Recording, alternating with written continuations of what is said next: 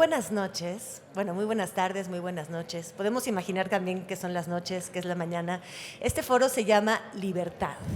Entonces, siéntanse libres de pensar lo que quieran, de pensar diferente, de pensar atrevidamente. Quiero saludar también a los que nos ven en TV UNAM. Nos vienen aquí decirnos cosas raras, es que estamos preparando el asunto, el programa también, para que se transmita. Creo que es en vivo, entonces pues muchos saludos también a los que nos acompañan ahí. Vamos a hablar de un libro que quizás lo que más me ha impresionado, Alma Delia, aparte del contenido, es con qué cariño y con cuánto amor se refieren las personas a tu libro. O sea, es un libro que llega.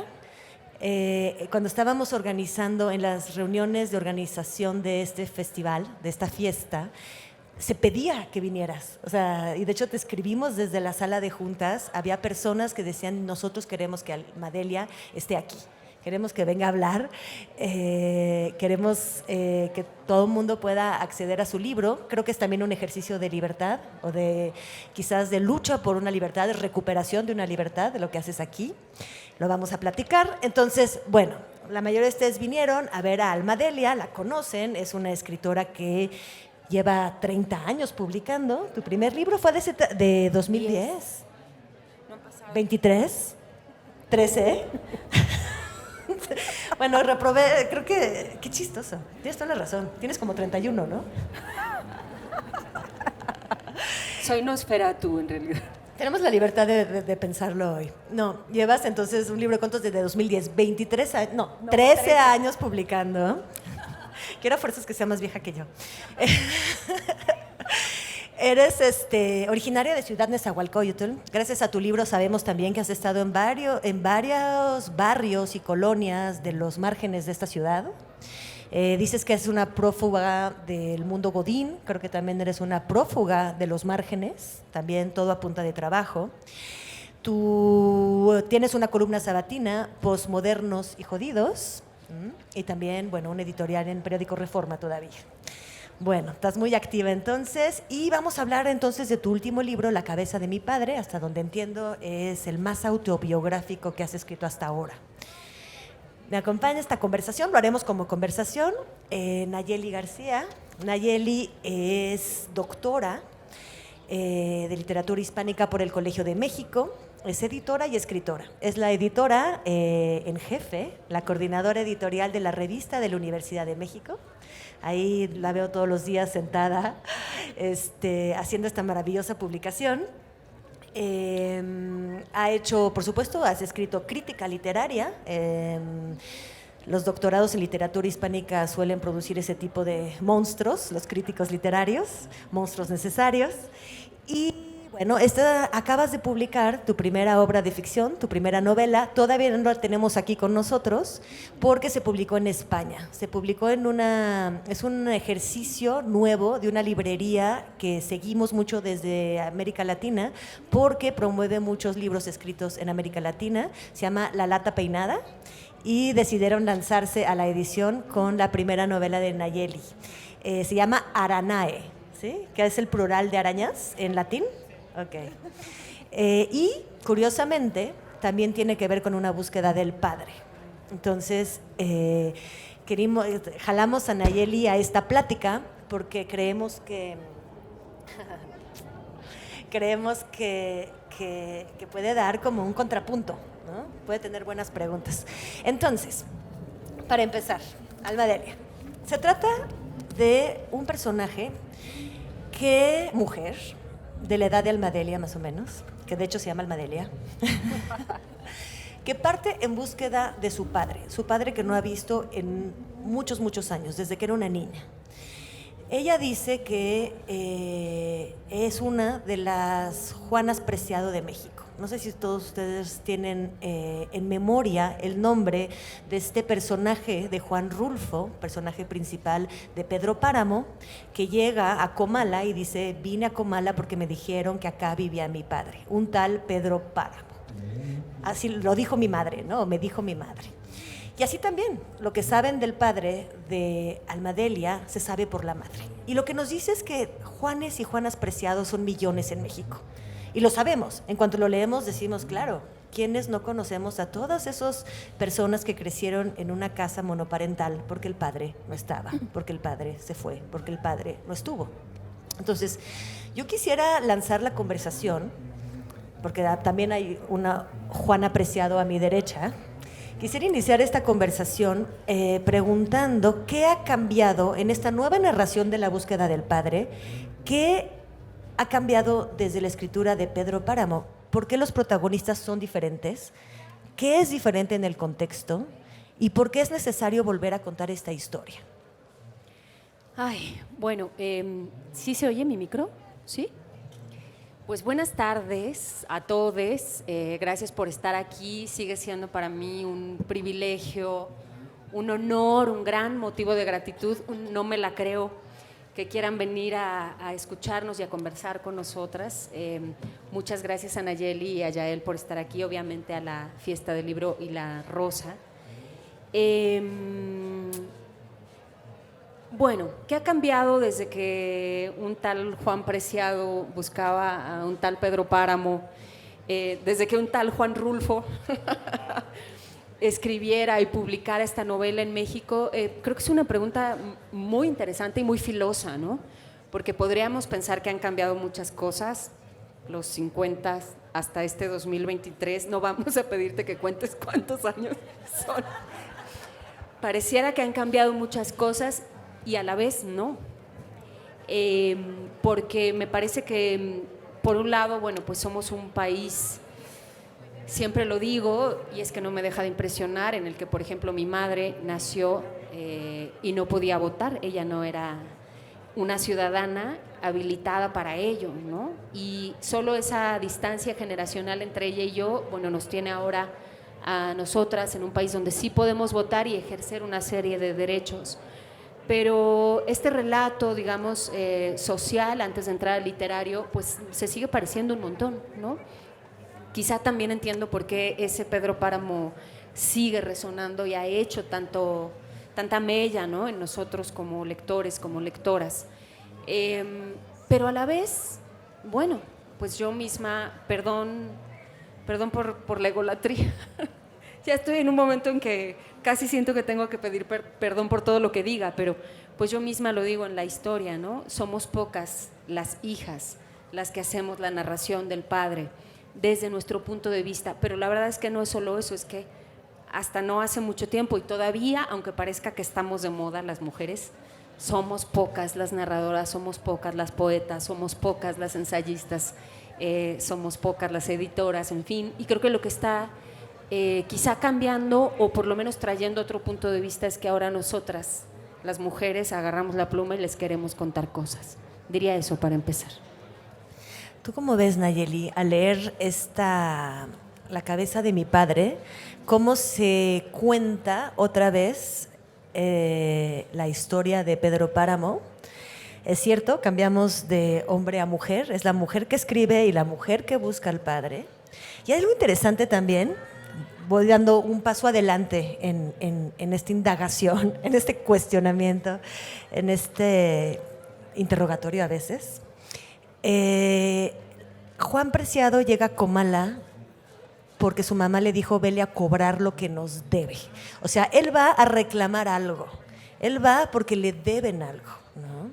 Y me parece que hay, cuando buscas la cabeza de tu padre, para empezar, cuando pones la cabeza, es un título genial, lo he dicho muchísimas veces, porque tiene un montón de aristas y un montón de lecturas. Los títulos más atinados son los que pueden significar muchas cosas y todas reflejan un aspecto del libro.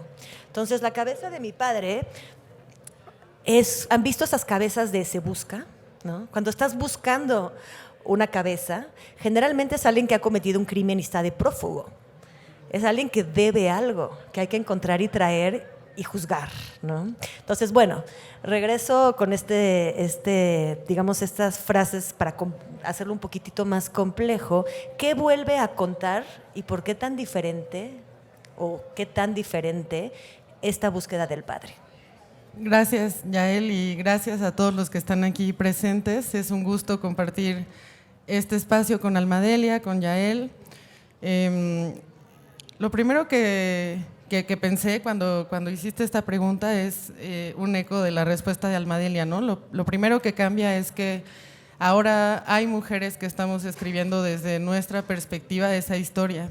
Y juntando ese hecho con lo que acabas de decir de una fotografía donde solo aparece la cabeza de alguien, que claro, lo primero que pensamos es se busca un culpable o se busca un responsable.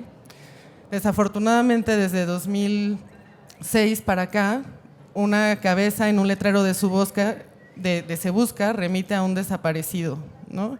O remite a un asesinado por el Estado.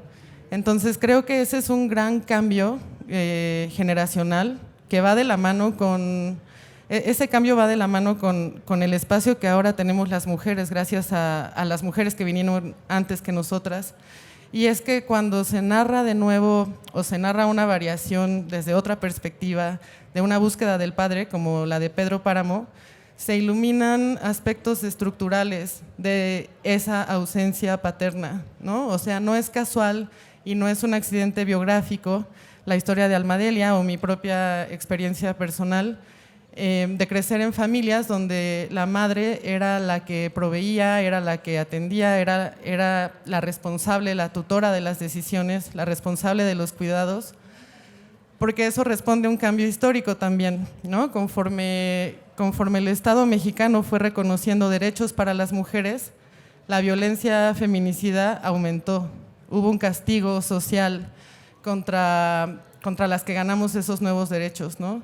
Y creo que la novela de Almadelia, si bien no se centra en una desaparición forzada o en un caso de estos a los que remito, sí tiene como contexto y como posibilidad de voz todo ese panorama, ¿no? De ese cambio histórico que nos ha tocado vivir. De hecho, esta violencia presente en realidad es una excursión peligrosa la que se emprende, como lo peligroso que enfrentan las mujeres que buscan a desaparecidos. Es peligroso ir a buscar a alguien a Michoacán y tampoco sabes forzosamente, o sea, existe la sospecha de que también haya sido asesinado, o sea, por sus actividades, por donde vive. Cuéntanos un poquito. Sí, bueno, es que esto detona tantas cosas, ¿no? Para quienes quizá no hayan leído la novela, un poco el relato es mi búsqueda, sin tener de mi padre nada más que una foto sin cabeza, por las carreteras de Michoacán, preguntando ni siquiera por mi padre, sino por su hermano, el mariachi, el tío Pedro. Y darnos cuenta, en esa camioneta roja íbamos mis hermanos, mi madre y yo, de lo peligroso que se iba sintiendo, ¿no? Bajarte a un pueblo y preguntar, placas de chilangos, cara de chilango, modos de chilango, perdón por todo, y cómo se iba cerrando sobre nosotros una hostilidad muy importante, ¿no? Al punto en que yo de pronto digo, ¿qué hice? O sea, ¿dónde nos vine a meter? A la boca del lobo. Y además traje a mi madre, bueno, no, ella me hubiera dado, yo no la llevo a ningún lado, ¿no? Pero ella quiso ir al viaje, están mis hermanos aquí, y entonces está, por supuesto, este México, que es el que es, atravesado por ese tema, ¿no? Y por ahí hay otro capítulo que también ha sido motivo de, pues, algunas discusiones muy asosadas, ¿no? Que llamé Hombres que abortan, donde digo, en este país los hombres abortan de facto hijos ya nacidos, sin pañuelo verde, sin salir a las calles, y no veo a los de Provida, que se cruza con lo que acaba de decir Nayeli, ¿no? También, o sea, hay este castigo que sigue de alguna manera recayendo sobre nosotras. Sí, es muy fuerte, como que yo había pensado en la categoría de ser huérfana de uno de los dos, o sea, ser huérfana de padre, pero esta propuesta que tú haces, ¿no? Que me parece de una exactitud deslumbrante de los hombres que abortan, pues remarca una vez más esa violencia estructural, ¿no? Cuando algo no ha sido nombrado y de pronto surge una palabra para saber a qué nos referíamos, esa palabra adquiere una fuerza política, ¿no? Y entonces nuestra historia, la historia que cuenta Almadelia en esta novela, tiene como una profundidad íntima. En una de las mesas de este día de la Fiesta del Libro y la Rosa, Mercedes Jalfón decía que ella escribía una conversación en voz baja, ¿no? Como esta conversación que ocurre en una especie de cofradía cerca de un fuego de noche, tratando de no despertar a nadie, que permite una sinceridad y como una exploración, ¿no? de conectar ese sentimiento de abandono y ese sentimiento también como de censura, de eso no se habla. Por ahí en la novela de Almadelia verán que por mucho tiempo su padre ausente fue algo de lo que no se habla, ¿no? O alguien que mejor damos por muerto. Y ahí como yo me identifiqué mucho en la vergüenza, ¿no? Que da como si una fuera culpable de ser abandonada, ¿no? Como si una fuera culpable, ya seas la madre o seas la hija, como si hubiera una marca social que cargar. Y que de pronto cuando ella dice esto de los hombres que abortan, esa sensación tan íntima y tan personal como puede ser la vergüenza, se puebla de un significado político y de un significado público, porque la vergüenza solo opera en público, ¿cierto? Y entonces nombrar el aborto, que ha sido un logro histórico en muchos de los sitios de México y de América Latina y que sigue siendo una lucha pendiente en otros lugares, alumbra políticamente ese dolor personal y eso está nombrado en tu novela de una forma tan entrañable, o sea, literalmente entrañable, está escrito desde la tripa, ¿no? Y lo recibe uno con la tripa, o al menos yo lo sentía en el estómago, ¿no? Cuando lanzas estas frases que de pronto este libro está narrado como crónica, pero también como ensayo, pero también tiene estos momentos poéticos de alumbramiento, como ese, ¿no? Que es tristemente poético. Creo también, Almadelia, que hay una rebelión en lo que sucedió, en el silencio. O sea, hay una rebelión contra el silencio que cubre esa ausencia, ¿no? Hay una rebelión contra la cabeza que falta. A veces sabemos que cargamos los rasgos del padre, pero no conocemos al padre, o sea, no le podríamos poner cara. Quizás nos lo podríamos cruzar en la calle y no saber qué es ese padre. O sea, hay una confrontación, ¿no? Un decir no, puedo hacer el esfuerzo de saber qué pasó aquí, de levantar aunque sea una cloaca, ¿no? No sabemos qué vamos a encontrar. Quizá vamos a acabar en una historia linda y feliz, y fueron felices para siempre y se abrazaron y se encontraron y nunca se volvieron a separar el padre y la hija. Puede ser una historia también terrible. No sabes qué tipo de monstruo puedes encontrar ahí, qué tipo de secreto familiar, pero creo que donde vale es en el coraje, digamos, en el valor de no dejar que ese silencio siga, porque ese silencio actúa en todas las generaciones, o sea, ese silencio actúa en todos los padres ausentes, bueno, en muchos, y actúa en las familias que siguen, ¿no? Y es como decir, hasta aquí con estos silencios, ¿qué pasó? Todos los hijos tenemos derecho de saber, ¿no? De investigar. Sí, es que este oficio, ¿no? El oficio de escribir, de narrar, tiene un componente, pues sí, de detective, o sea, tienes que ir a buscar, siempre estás buscando algo, estás rascando, estás investigando, estás indagando, ¿no? Pero no solo en este sentido posiblemente de conocimiento o académico, sino que estás rascando adentro de ti, en tu familia, que es otro, ahora mientras las escuchaba pensaba, la rebelión es también contra ese modelo familiar, ¿no? Es un atreverse a cuestionarlo, a decir, traiciónalos a todos, ¿no? Me digo yo en la novela, traiciona a tu familia, traiciónalos a todos, rompe con el mito de tu padre muerto y ve a buscar qué sucedió realmente, ¿no? Y eso lo sabemos todos, nos dediquemos a escribir o no, que cuesta mucho, mucho de miedo, mucho de rebeldía, mucho de kamikaze, atreverse a ir contra el relato que la familia ya nos hizo, ¿no? No estoy diciendo que sus familias ni la familia de nadie sea un concepto negativo, pero la familia como ente sí que toma mucho tiempo, ¿no? Primero atreverse a separarse de la tribu, un rebelde se separa, una rebelde se separa de la tribu, y luego es esa misma distancia, esa separación la que te permite desde el otro lado cuestionar y empezar a narrar y empezar a decir, pero yo tengo esta duda, pero sí se murió, ¿cómo? Por fin se murió o no se murió, es finado o es refinado, refinado, ¿no? Que está en la ciudad, que está en Michoacán, me lo voy a encontrar un día. Yo de verdad pensaba que me lo podía encontrar en el camellón de Durango, en la Condesa o la Roma, tirado en una banca, ¿no? Esa rebeldía creo que de alguna manera cristaliza en la posibilidad de narrar la historia. Creo, voy a intervenir nada más para apoyar lo que dices y extenderlo. Creo que la rebeldía está en la reconstrucción de toda historia. Nosotros recibimos una historia familiar, nacional, ¿no? Política, religiosa, y creo que es un llamado a reconstruir el relato a cada vez. El relato de tu familia, por supuesto que siempre es más fácil, como dices, así fue, así es, reproduces el esquema.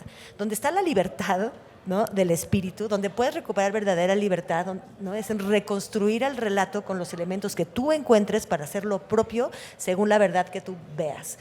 Y ahí es donde yo festejo también como toda la empresa de este libro. ¿Sí? ¿No? Sí, estaba tomando un par de notas de lo que decían, porque, bueno, hay varios puntos, ¿no? Tú decías que la rebeldía es una forma de dejar la tribu, es una forma de rebeldía, pero dejar la tribu también tiene algo de rito de paso, ¿no? De iniciación a una vida nueva. Y a mí eso me interesa muchísimo, porque iniciar una vida nueva implica conocer bien la vida que había antes.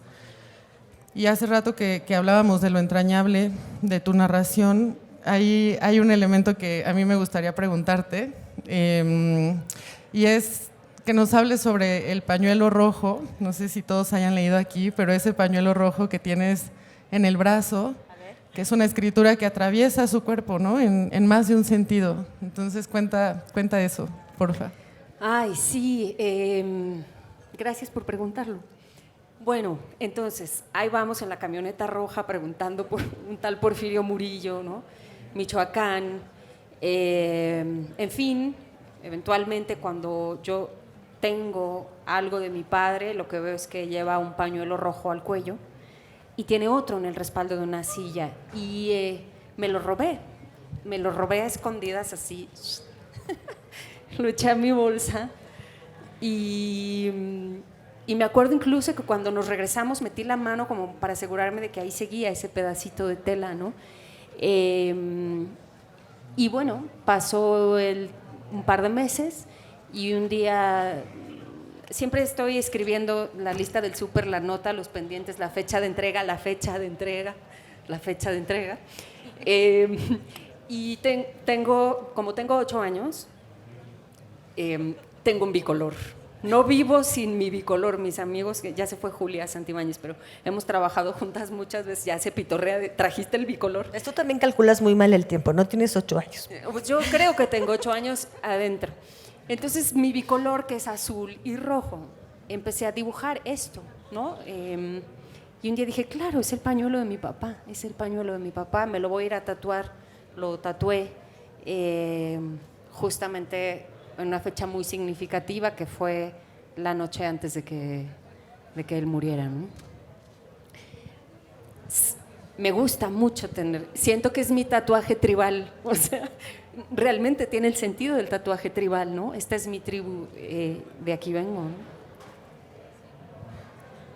Siento que digamos que el relato de la búsqueda del padre se intercala con la narración de unos episodios de tu vida.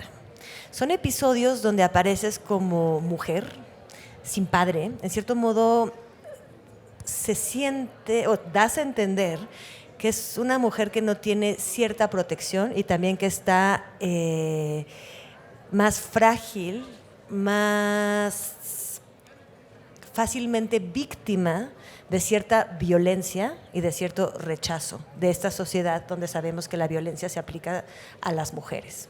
Entonces, por un lado están estos episodios donde se siente esa fragilidad, esas experiencias, y por el otro está también entonces el enojo de esa falta, esa ausencia, y vas con el padre y regresas. Y en el momento de su muerte es un momento donde tú y tus hermanos parece que hacen como un juicio final. O sea, quiero preguntarte, ¿hay un juicio sobre el padre, ese culpable que se fue, que fuiste a buscar, a encarar, cuya cabeza se buscaba, cuyo rostro se quería conocer, cuya comparecencia se exigía, ¿no? Exigías en tu vida esa comparecencia, la fuiste a buscar.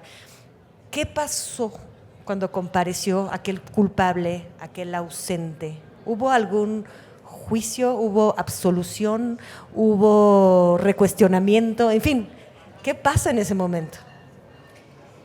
Bueno, yo creo que lo que pasa conmigo, si digamos está fuera de la perspectiva que lo que planteas, ¿no? Que por fin comparezca el culpable, que se siente, qué tal, lo cuento en el libro, ¿no? Por supuesto que hubo un larguísimo proceso de identidad, de reconstrucción de la identidad, de mi propia identidad.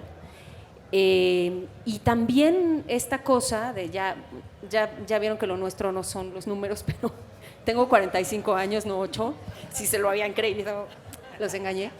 También es esto de tener 40 años y ver con perspectiva a ese padre que yo, pues tenía relatos, pedazos, mi criatura de Frankenstein, y entenderlo como adulta, ¿no? A mis 40 y pensar, este pobre muchacho tenía 20 y pocos cuando le pasó, pues, digamos, el evento doloroso que yo creo que es lo que partió a mi familia, que es el accidente de mi hermana y sus quemaduras. Entonces, lo que hay es un proceso de tete a tete frente a un ser humano antes que mi padre, ¿no?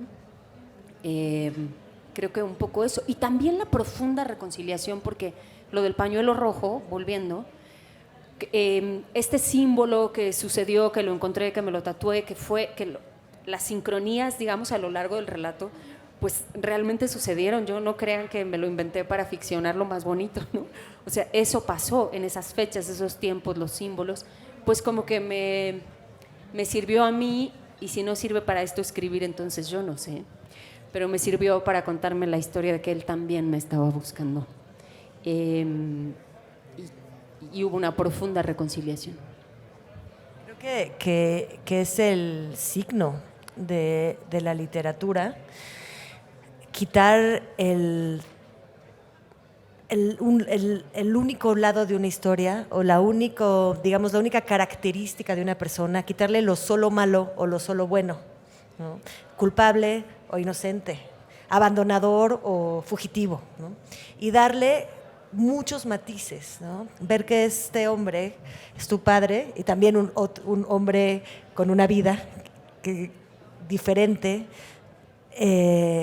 digamos, de la tuya, con sus claroscuros, con sus buenos y malos. Es difícil, ¿no? Tratar de ver al padre como un ser humano que no tiene vínculo, que pudiera ser independiente de ti, claro, que no dependa de ti. Pienso que cuando uno empieza a considerar que nuestros padres quizás fueron buenas personas, es un síntoma de envejecimiento, ¿no? Bueno, ahí yo sentí... Total, sí. Ahí yo sentí como mi adolescencia terminó, ¿no? En el momento en el que pensé, bueno, quizás mi padre no pensó tan bien las cosas porque yo me equivoco todo el tiempo. Sentí que había alcanzado esa madurez, ¿no? Yo no he cumplido 40 años, yo tengo 33, pero sí que hubo una diferencia de pronto en la comprensión de por qué existen los malos padres, pues porque existen los adultos, o sea, porque existe la vida. Y volviendo a la parte de qué tanto buscar al padre es buscarte a ti misma, a mí una de las frases que me llevó a realizar mi propia búsqueda y que encuentro en tu libro también fue ¿dónde están?, ¿no? Que se ha convertido en una pregunta urgente desde hace varios años en México, pero desde hace más tiempo en Argentina, en Chile, y que era una pregunta que a mí me atravesaba y me sigue atravesando porque creo que en la respuesta de dónde están, quienes sea que están desaparecidos, está la respuesta a dónde estoy yo, ¿no? ¿Dónde estoy yo que permito que alguien deje de estar? ¿No? ¿Dónde estoy yo y cuánto tiempo voy a estar aquí? Y creo que cuando hay ese desplazamiento de, al preguntarme sobre el otro, me estoy preguntando sobre mí misma, porque ese otro solo existe en relación a mí, hay un ejercicio de escribir la verdad, pero que necesariamente se tiene que hacer en clave ficcional, en clave narrativa, en clave poética. Y yo te quería preguntar, Almadelia, ¿cómo fue tu proceso de hacer estos acuerdos con una misma, de voy a contar la verdad, me voy a mostrar vulnerable frente a quien quiera que sea, ¿no? Pero a mí me preocupaba cuando te leía, bueno, ¿y qué pensaron sus hermanos al leer el libro, no? ¿Qué pensaron quizás otros posibles hijos de ese padre que no, digo, no sé, ¿no? Pero quizás tuvo más hijos, y si algún día esa historia llega, o sea, ¿cómo fue ese proceso de cuidar tu propia vulnerabilidad y la vulnerabilidad de los otros cuando escribías? Por supuesto que estuvo todo el tiempo es un pudor, es como un pudor interno que tiene que ver contigo como narradora, conmigo como narradora, pero desde luego yo decía, estoy contando la historia también de alguna forma de mis hermanos, la historia de mi madre, ¿no? Y aunque al principio, bueno, digo como voy a aclarar que este es mi punto de vista, no es el de mis hermanos, no es el de mi madre, aunque todos estemos hablando de ese mismo tal Porfirio Murillo. Por supuesto que fue una negociación constante, ¿no? Escribir es muchísimo tomar decisiones, vas decidiendo, quito esto, no, sí, lo pongo, lo mejor lo relato así, me regreso. Pero también, pues eso, la verdad es que fui a preguntarle a mi hermana si podía referirme a ella y a su vida y a su accidente y sus quemaduras, y me dijo que sí. Y a mis hermanos, una tarde de mezcales oyendo a Juan Gabriel, les dije, oigan, ya lo había escrito, ya estaba en formación, o sea, pues hablen ahora o callen para siempre porque pues hice esto, ¿no? Y me dijeron, dale, no, pues es tanto tu historia como la nuestra y tienes el derecho de contarla como tú quieras, como cada uno podría contarlo. Entonces, como que tuve, digamos, esa venia. De todos modos, el pudor no se va nunca. Ya el libro publicado, reimpreso, leído, todavía alguien me dice, estoy leyendo tu novela, y yo digo, ay, va a leer cuando, o sea, chin, ¿no? Me van a ver la costilla abierta, el pie chueco, o sea, pero escribir es eso, escribir es sí exhibirse, ¿no? Exponerse de algún modo. Es una de las preguntas principales que pone tu libro, es este grado cero, ¿no? O sea, no grado cero en relación a lo que estás relatando. No hay ficción, no hay y nos lo dices varias veces, y se vuelve muy curioso.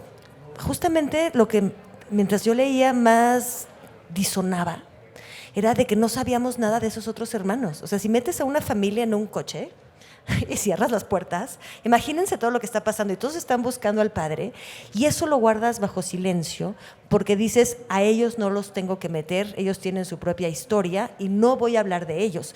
Cualquier editor de una novela de ficción no te lo hubiera permitido. Es no, ¿qué está pensando el hermano? ¿Y qué está? O sea, hazlo más complejo. Entonces, son unas por otras. Tú callas y a mí me dejabas trepidante. Yo, de hecho, no sé si un día me puedes contar qué pasaba en el coche. O sea, ¿no? Es terrible, pero es que cuando es una historia de verdad y hay personajes que proteger, no, ni modo. Eso es lo que nos tocó, esa es la parte que podemos conocer. No es un escritor que nos está inventando una historia y entonces nos va a permitir conocer los pensamientos de todos, ¿no? Yo diría que hay algo que se gana con la verdad absoluta, que vuelve un relato de hecho universal, porque es tal cual como sucede la realidad a una persona y podemos todos reflejarnos en cada uno, en las historias personales de cada uno, pero perdemos en cierto modo el artificio, mucho del artificio que hace a la literatura supuestamente más digerible, amena, entretenida. Claro, estaba pensando en en la primera línea de Ana Karenina, ¿no? Que es todas las familias son infelices, pero cada una lo es a su manera. Y en ese serlo a su manera, creo que hay, claro, desde luego, la experiencia directa, ¿no? Y la narración grado cero de la que habla Yael, pero también hay la formación de un archivo. Digo que ese pañuelo es parte del archivo, ¿no? Tu piel es parte de ese archivo, pero quería preguntarte qué otras cosas formaron parte o cómo fuiste encontrando ese archivo de quién eres tú y quién es tu padre y dónde fue a parar, ¿no? Claro. Sí, es que es un archivo que se compone de lo no palpable y lo que sí, ¿no? Por supuesto, por eso también mi abuela aparece mucho en la novela, ¿no? Mi Doña Paz, la cabrona maravillosa, partera, sinvergüenza, que me trajo al mundo, ¿no? Porque empieza desde ahí el archivo, la relatoría, digamos, empieza con esa señora. Pero luego tengo otras fotos, por supuesto que hay otras. Está esa, la sin cabeza, que no es la portada del libro. Esta es una imagen de diseño parecida, digamos, ¿no? Y otras de aquellos años, de cuando yo todavía no había nacido, ¿no? Que medio me fueron dando el rompecabezas. Por supuesto está ese libro que yo llevaba durante este viaje, que fue en 2016 el viaje. Tenía mi libreta para anotar y la perdí. Entonces empecé a anotar en los márgenes de un libro de Javier Cercas que se llama El Impostor. Entonces tengo en el archivo El Impostor con los márgenes rayados, la hora, tal, llegamos a la frutería, nos dijeron que aquí no está, la siguiente, lo iba anotando, la hora que era, el sitio al que llegábamos y qué pasaba, ¿no? Eso lo tengo ahí también, por supuesto. Los poquitos documentos que se pudieron recabar después, y para mí son valiosísimos, ¿no? Y una foto de la que hablo en la novela, que es la única foto que yo tengo con mi padre. Soy un bebé, quizá de 1 año, sentada en el mostrador de una farmacia y atrás está mi padre, solo se ve su brazo como sosteniéndome para que tomara la foto mi madre, ¿no? Y ese pedazo de brazo moreno con un suéter blanco, la farmacia estaba en Ciudad Nezahualcóyotl, que es donde yo nací, ¿no? Suéter tejido blanco de Chiconcuac, ya saben.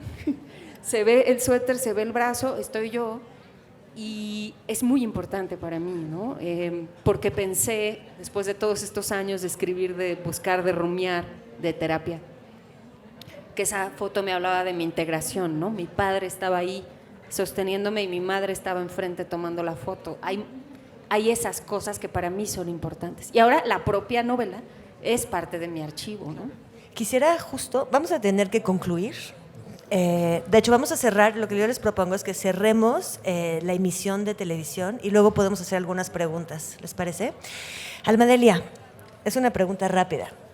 ¿Por qué, si esto es tan documental, escogiste una portada que, o sea, no pusiste la foto del padre, la verdadera foto con la cabeza que faltaba? Porque la verdadera foto está mi madre, mis hermanos, yo no existo todavía, y mi padre con la cabeza arrancada. Y yo pensé, no quiero que aparezcan ellos, porque son ellos, o sea, como la editorial me lo propuso, le podemos hacer un efecto para que no se distingan los rostros y no quise. Claro, ¿Se entiende?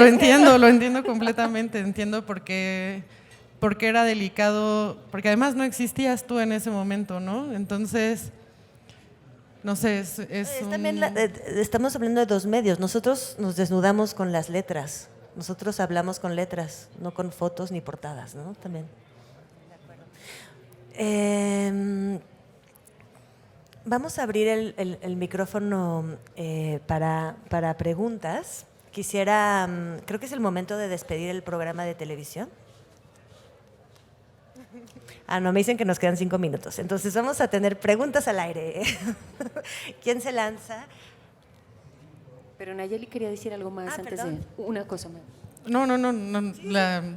Que en este ejercicio en el que encuentras una fotografía donde tú todavía no has nacido, pero después de que tú naces, después pasa tiempo, tu padre se va y después tu mamá arranca esa cabeza, era como una alquimia ahí temporal de borrarlo previo a que tú existieras, y si él no hubiera existido, tú no existirías, ¿no?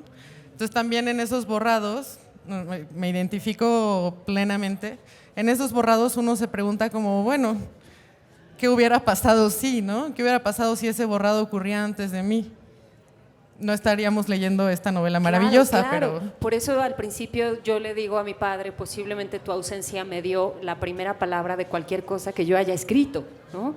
Es un poco eso, sí. No hay nada más perturbador, no me digan que no, cuando uno está viendo un álbum familiar propio o ajeno, que de repente ve una cabeza cortada o recortada, ya sabes, o arrancada. y además hay o sea, muchas es como, fotos así, ¿qué ¿no? pasó aquí? O sea, te despierta el investigador. ¿Quién estaba?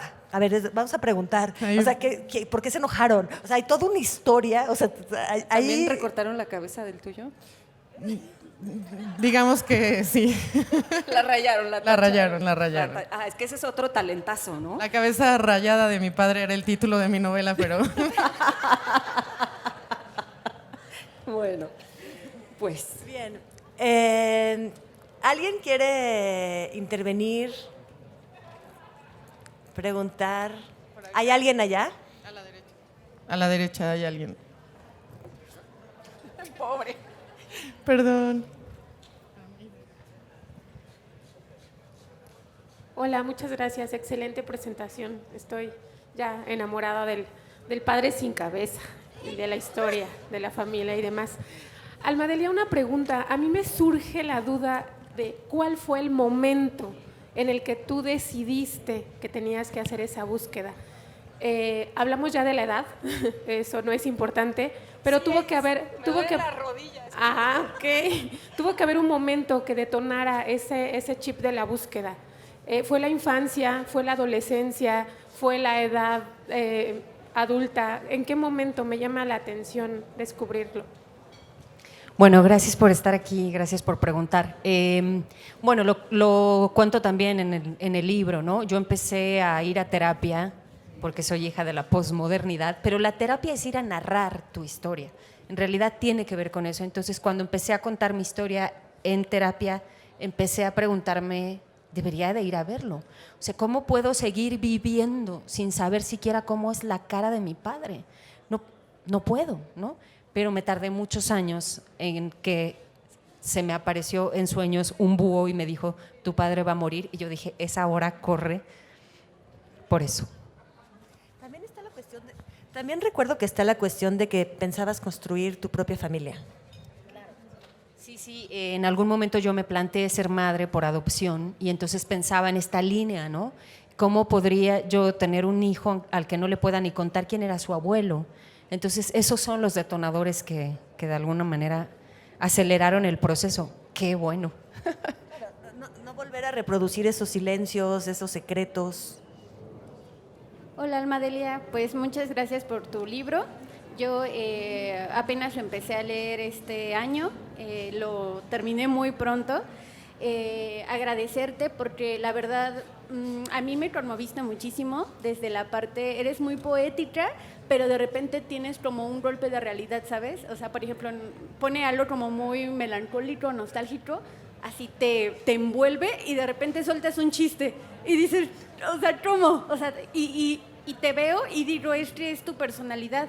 O sea, hablas como muy serio y de repente sacas alguna ocurrencia y creo que eso es muy importante. Muchas gracias por compartirnos tu historia porque aparte también colocas la música y, por ejemplo, mencionas Caballo Viejo, ¿no? Y digo, no sé el referente, ¿no?, de los demás, pero a mí también me recuerda mucho a papá. Y entonces cuando tú lo nombras es como, ya no puedo mirar esta canción de la misma manera, ¿no? Sí a mi papá, pero también pienso en tu historia. Y, por ejemplo, yo pienso que las personas que normalmente escriben o cantan en ciertas partes mienten, ¿no? ¿Por qué? Pues para ganar audiencia o no sé. Pero, por ejemplo, ahorita que tú nos compartes de tu tatuaje y que es algo que narras, le das, o sea, creo que honras tu historia y le das mucha credibilidad a todo lo que haces. Y pues muchas gracias por eso. Y mi pregunta es, con respecto a tu libro, bueno, que es tu historia, ¿cuál ha sido como la parte que más te ha impactado o más favorita que tengas de ello? Bueno, muchas gracias. Yo creo que una de mis partes favoritas es justamente ese tejido musical que va apareciendo en la historia, porque además realmente no lo planeé, ¿no? Mientras me puse a escribir, y cualquiera de ustedes que se ponga a escribir su infancia se va a empezar a acordar de la canción que oían, la que cantaban, la que bailaban, ¿no? Entonces ese Juan Gabriel y José José y la Sonora Dinamita que sonaba la Santanera, que sonaba en aquella vecindad donde crecí en Santa María la Ribera, pues bueno, eso me gustó mucho, la experiencia de escribirlo, ¿no? Me fue llevando a un lugar que me compensaba de aquellos otros momentos tan dolorosos. Pues eso. Y la otra parte de la pregunta, además de lo favorito, ¿cuál era? ¿Era todo? Pues esa fue mi parte favorita. Gracias. Ay, bueno. Oye, y sí soy mentirosa, ¿eh? O sea, escribir la verdad ya es mentir, la memoria es mentirosa, la memoria miente. Y aunque las fechas son reales, todo, no me inventé nada, pero posiblemente mi relato, ¿no? Eso es así. Muchísimas gracias a todos ustedes. Vamos a cerrar ahora sí el programa y creo que tenemos un par de minutos más aquí para las últimas preguntas. De hecho, espero que se pudieron escuchar las preguntas a cámara y no nos vieron nada más con cara de en silencio profundo. Bueno, nos despedimos del auditorio de TV UNAM. Muchísimas gracias por acompañarnos. Y Una pregunta.